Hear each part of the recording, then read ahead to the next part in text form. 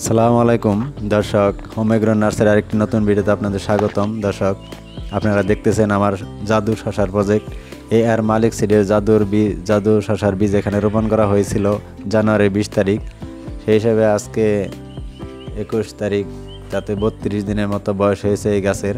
দর্শক, আমি আমার প্রজেক্টে শশা, বেগুন এবং করলার চাষ করিতেছি। এই শশা গাছের বীজ রোপণ থেকে ভিডিও আমাদের চ্যানেলে দেওয়া আছে, আপনারা প্রয়োজন হলে আমাদের চ্যানেলটি ঘুরে এসে দেখতে পারেন। যদি ভালো লেগে থাকে তাহলে আমার চ্যানেলটি সাবস্ক্রাইব করে রাখবেন। দর্শক, দেখতেছেন আমার শশার চারাগুলো অনেক সুন্দরভাবে বেড়ে উঠতেছে। আমি কিছুদিন এখানে রাসায়নিক সার ব্যবহার করেছি। রাসায়নিক সার মাটির সাথে মিশে গিয়ে খাদ্য তৈরি করতে প্রায় 10 থেকে 12 দিন সময় লাগে। এর জন্য আমি আজকে আমার এই শশার প্রজেক্টে এবং বেগুন গাছে আমি এনপিকে সার স্প্রের মাধ্যমে ব্যবহার করব এবং সাথে একটি পিজিআর ব্যবহার করব, সিনজেন্টা কোম্পানির প্রোটোজিম।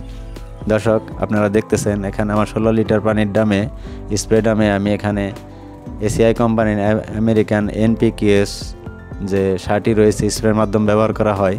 এটি নাইট্রোজেন এবং ফসফরাস, পটাশ, ক্যালসিয়াম ইত্যাদি মিশ্রণে তৈরি এই সারটি অত্যন্ত কার্যকর। এই সারটি ব্যবহারের ফলে আপনাদের গাছ 2 থেকে 3 দিনের মধ্যেই কার্যক্রম শুরু করে দেবে, আপনাদের গাছের খাদ্য ঘাটতি চাহিদা পূরণ করবে।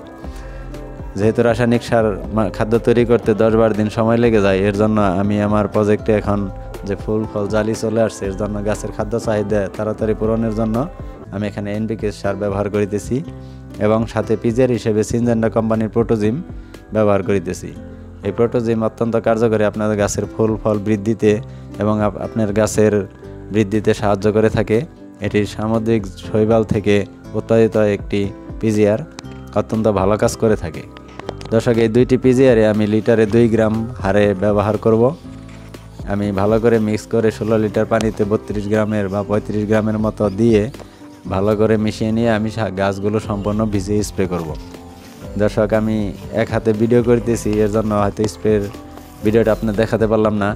আমি মিক্স করে সম্পূর্ণ গাছ ভিজিয়ে এখানে আমার শশা, বেগুন এবং করলার চারা রোপণ করা আছে, এগুলোতে আমি এখন স্প্রে করে দেব। দর্শক, এই আমার শশার প্রজেক্টের বীজ রোপণ থেকে আজ পর্যন্ত যে 32 দিনে যে পরিচর্যাগুলো রয়েছে ধারাবাহিকভাবে আমার চ্যানেলে আমি আপলোড করে রাখি। এবং আমার যে বেগুন চাষ করেছি, বেগুনের বিভিন্ন ধরনের বিভিন্ন সময় পরিচর্যা, ঢলে পড়ে মারা যাওয়া, বেগুন ছিদ্র হওয়া, ডগা ছিদ্রকারী পোকা কীভাবে দমন করতে হয়, এগুলো বিষয়ে এই ভিডিওগুলো আমাদের চ্যানেলে দেওয়া আছে। আপনারা প্রয়োজন হলে আমাদের চ্যানেলটা ঘুরে আসতে পারেন এবং আমাদের চ্যানেলের ভিডিওগুলো যদি আপনাদের উপকার এসে থাকে আমাদের চ্যানেলটি সাবস্ক্রাইব করে রাখবেন। দর্শক, আপনারা দেখতেছেন আমার শশার প্রজেক্টের সম্পূর্ণ গাছগুলো অনেক সুন্দরভাবে বেড়ে উঠতেছে। আমি অত্যন্ত খুশি। আপনারা দোয়া করুন আমার প্রজেক্টটি যেন সাফল্যের সাথে আমি এগুলো পরিচর্যা করতে পারি এবং ভালো ফলন পাই।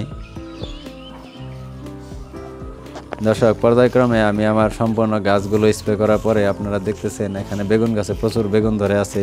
আমি আমার প্রজেক্টে পুরোটা আজকে এই 2টা মিশ্রণ স্প্রে করেছি, যাতে আমাদের গাছের খাদ্য চাহিদার মেটানোর জন্য এই স্প্রেটি অনেক কার্যকর হবে। দর্শক, পরবর্তীতে আমার এই গাছে কী কী পরিচর্যা করি এবং কী কী সার কীটনাশক প্রয়োগ করি আপনাদের দেখাতে চেষ্টা করব। দর্শক, আমার এই যে এই লাইনে দেখতেছেন এখানে আমি ধুন্দুলের বীজ রোপণ করেছিলাম শশার বেডে। এখানে কিছু জায়গায় বাকি ছিল প্রায় 10 থেকে 15 ফিট, সেখানে আমি কিছু ধুন্দুলের বীজ রোপণ করেছিলাম। দেখতেছেন এই যে আমার করলার চারাগুলো আজকে প্রায় 20-22 দিন বয়স হয়েছে, এগুলো সুন্দরভাবে বেড়ে উঠতেছে।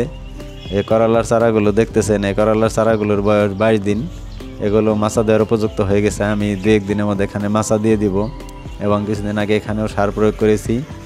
যেহেতু রাসায়নিক সার মাটির সাথে মিশে গিয়ে খাদ্য তৈরি করতে সময় লাগে, এর জন্য আমি এনপিকে সার ব্যবহার করেছি। আপনাদের কাছে যদি পর্যাপ্ত মাটিতে খাদ্য উপাদান আগে থেকে দেওয়া থাকে তাহলে আপনারা এনপিকে সার নাও ব্যবহার করতে পারেন, বা এনপিকে সার ব্যবহার করলে আপনার গাছের আরও দ্রুত বৃদ্ধি এবং যে সারের ঘাটতি রয়েছে, খাদ্যের উপাদানের ঘাটতি থাকে, সেগুলো তাড়াতাড়ি পূরণ হয়ে যাবে। দর্শক, আজকে এই পর্যন্ত শেষ করলাম। আবার হয়তো নতুন কোনো পরিচর্যার ভিডিও নিয়ে আপনাদের সামনে হাজির হব। ভালো থাকবেন, সুস্থ থাকবেন। আসসালামু আলাইকুম।